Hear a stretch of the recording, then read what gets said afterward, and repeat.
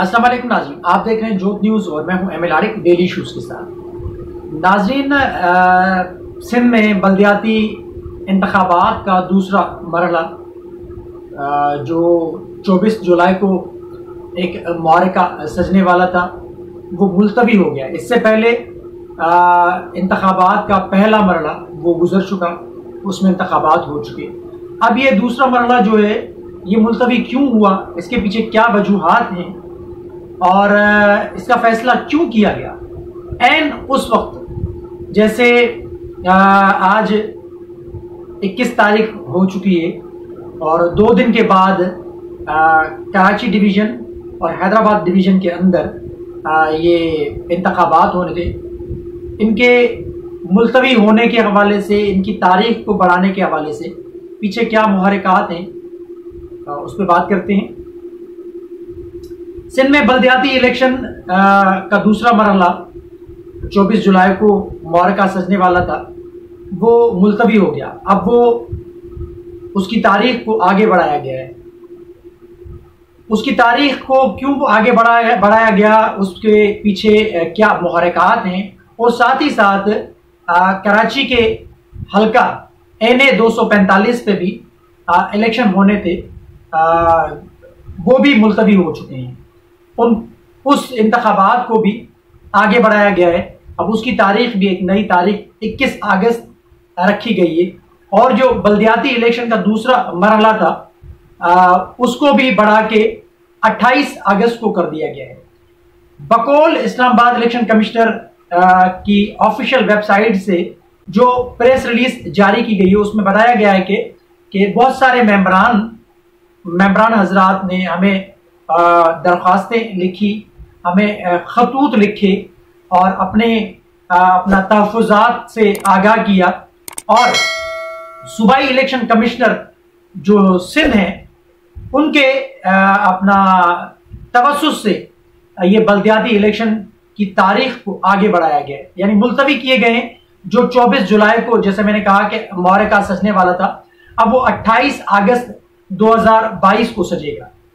तो इसके पीछे जो इलेक्शन कमिश्नर इस्लामाबाद की प्रेस रिलीज में जो बताया गया है, जैसे मैंने कहा कि कई सारे अपना मेंबरान हजरात ने यहाँ से उनको खतूत लिखे, उसके बाद फिर ये फैसला किया। अब खतूत क्यों लिखे गए, क्यों? वो इस वजह से हालिया जो बारिशें हुई हैं कराची समेत पूरे सिंध के अंदर, जैसे बारिशों का सिलसिला अब भी जारी है और पेशन गोई की गई है कि 22 जुलाई से ये दोबारा एक नया स्पेल सिंध के अंदर दाखिल हो रहा है मानसून का। उससे मजीद गरज चमक के साथ बारिशों का इम्कान है और कोई अर्बन फ्लडिंग की भी एक पेशगोई की गई है। अब वो तो रही अपनी जगह पे बात, लेकिन ये जो इंतखाबात मुलतवी किए गए हैं, प्रेस रिलीज के जरिए ये आगाह किया गया है, उसमें यह बताया गया है कि हमने इन चीज़ों की बदौलत यानी ये सारे मामला किए। इसमें कोई शक व शुबा नहीं है कि हालिया जो बारिशें हुई हैं उसने तबाही मचा दी है और बहुत सारी जगहों पे नकासी आपका भी मसला था। लेकिन ये अचानक फैसला क्यों हुआ 2 दिन के बाद? जैसे मैंने अपने इंट्रो में कहा कि इंतखाबात होने थे, ये अचानक फैसला अब क्यों किया गया? यह फैसला आज से 8-10 दिन पहले भी किया जा सकता था, क्योंकि उस टाइम बारिशें बहुत ज्यादा हो रही थी और खदशात भी कई ज्यादा थे और जैसे नकासी आपका सिलसिला भी अपनी जगह पे मौजूद है, नाकारा सिस्टम है, वो सारी चीजें अपनी जगह पे। ऐसे देखें, बल्दियाती इलेक्शन का पहला जो मरहला गुजरा उसमें भी बारिशें थी, बहुत सारे मामला खराब थे, लेकिन बरसातें हुई, उसके बावजूद वहां पर इलेक्शन हो गए। लेकिन ये जो अभी इंतखाबात को आगे बढ़ाया गया है, इससे फायदा भी होगा उन लोगों को जो बेचारे कमजोर लोग हैं, जिन्होंने अपनी अभी तक इलेक्शन मुहिम सही तरीके से नहीं चलाई थी। देखिए, peoples party, Tehreek Insaf, MQM, Jamaat Islami, PSP, JUIFA, जो भी है इस किस्म की बड़ी बड़ी पार्टियां, उन्होंने तो बहुत ठीक ठाक खर्चा किया हुआ है। लेकिन जो गरीब मुतवसत तबके से अपना वाबस्ता लोग हैं, उनके पास पैसे नहीं है, कि वो अपनी इलेक्शन मुहिम के लिए पैसा खर्च करें, लोगों से वोट मांगने के लिए एक गाड़ियों का इंतजाम करें या लाउड स्पीकर का इस्तेमाल करें, वो नहीं, वो डोर टू डोर वर्क करें, उनको एक टाइम मिल जाएगा। लेकिन साथ ही साथ पहले मरहले में, जैसे मैंने अपने पहले मरहले के हवाले से मैंने व्लॉग किया था, उसमें मैंने बताया था आपको कि लोगों को, जो रूलिंग पार्टी है सिंध की पीपल्स पार्टी, उसकी जानिब से लोगों को डराया गया, धमकाया गया, उनके खिलाफ FIRs काटी गई और लोगों को जबरदस्ती अपने यानी हक में दस्तबरदार होने के लिए मजबूर किया गया और वो लोग मजबूर हुए बिलाखिर पीपल्स पार्टी के उन वडेरा तबका जो सोच है उसके आगे वो झुक गया, मजबूर होके। गरीब मुतवस्सित तबका, जैसे मैंने कहा कि वो लोग आगे आए थे, लेकिन कई सारे लोगों ने हिम्मत की और वो आगे आए और कई सारे लोग मुंतखब भी हुए, कई सारे लोग ऐसे भी मुंतखब हुए जो बिला मुकाबला हुए।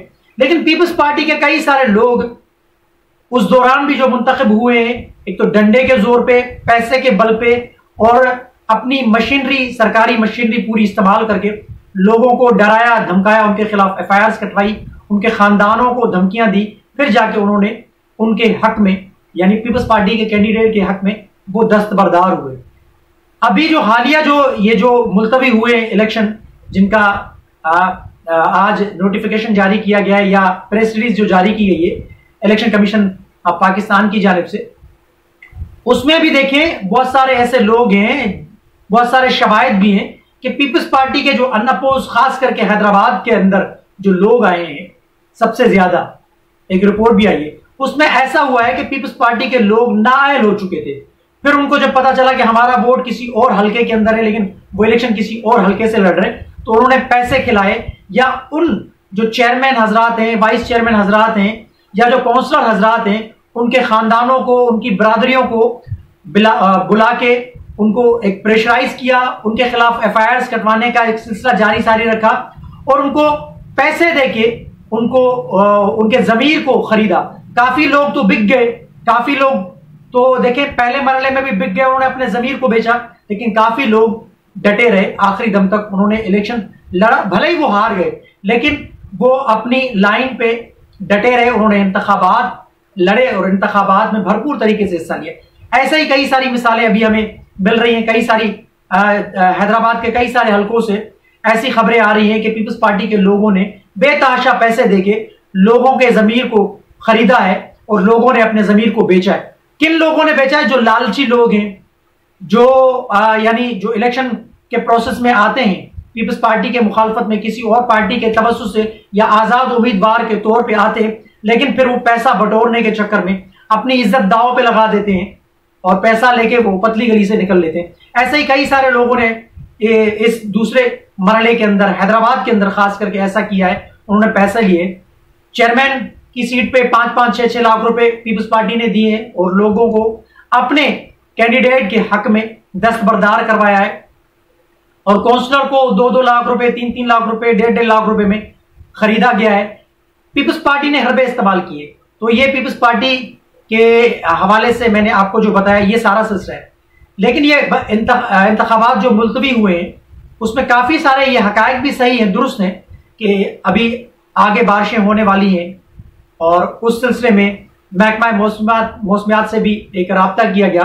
फिर ये जाके ये इलेक्शन को मुलतवी कराने के हवाले से बिल्कुल उनको दरख्वास्तें भी मौसूल हुई है। कई सारे अपना मेंबरान हजरात ने दरख्वास्तें भी दी होंगी।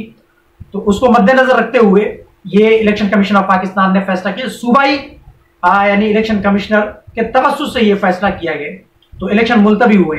अब इससे फायदा, जैसे मैंने कहा कि 2 लोगों को हो सकता है, पीपल्स पार्टी को भी हो सकता है। पीपल्स पार्टी मजीद लोगों के जमीर को खरीदेगी, जो बिकने वाले होंगे और जो जम के खड़े होंगे, जो डट के खड़े होंगे अपनी जमीर की आवाज के ऊपर, वो बिकेंगे नहीं, वो लड़ेंगे, वो अपनी मुहिम बेहतर अंदाज से चलाएंगे, अपनी इलेक्शन कैंपेन को बेहतर तरीके से ज्यादा मौसर बनाने की कोशिश करेंगे। तो और दूसरी बात यह जो मैंने आपको बताया कि कराची के NA 245 पे भी इंतखाबात होने थे, उनको भी मुलतवी किया गया है। अब ये भी 21 अगस्त को होंगी और उस सिलसिले में असद उमर और अपना जो मुराद सईद हैं वो कराची में मुहिम वो चला रहे थे इस इलेक्शन कैंपेन की। तो उन्होंने भी बड़ी बातें की और उन्होंने कहा इमरान खान सिंध में आ रहे हैं, तो इमरान खान भी आ रहे हैं सिंध के अंदर। तो देखना ये है कि अब क्या होगा। अब इलेक्शन जो मुलतवी हुए हैं, बहरहाल उसमें ये हकायक है, ये हकायक दुरुस्त हैं कि जो मुलतवी हुए वो बारिशों की वजह से महकमा मौसमियात के साथ एक अपना कोऑर्डिनेट किया गया, उसके बाद ये मुलतवी किए गए। बजाय तो ये लग रहा है, लेकिन मुझे जो लग रहा है कि इसके पीछे और भी मुहरकात हो सकते हैं। पीपल्स पार्टी को फायदा पहुंचाने के हवाले से बहुत सारे तरीके किए जा सकते हैं, बहुत सारे। देखिए जरदारी साहब जो हैं वो मफाहमत के बादशाह, मफाहमत के चैंपियन, और एक जरदारी सब पे भारी का नारा जो लगता है। जरदारी साहब पैसे फेंकते हैं, पैसा फेंक और तमाशा देख, जैसे मैंने अपने इंट्रो में भी कहा या अपने पूरे व्लॉग के अंदर का, जो बिकने वाले होते हैं वो बिक जाते हैं, जो जम के और डट के खड़े हो जाते हैं वो अपनी जमीर की आवाज सुन के मुकाबला करते हैं और डट जाते हैं। तो जरदारी साहब या जरदारी साहब की टीम पूरी कोशिश करेगी कि लोगों को तोड़े और लोगों के जमीर को खरीदने की कोशिश करे। अब वो भरपूर फायदा उठाएंगे। ये जो यानी 1 महीने का टाइम आगे किया गया है बल्दियाती इलेक्शन के हवाले से, सिंध में दूसरे मरहले के हवाले से।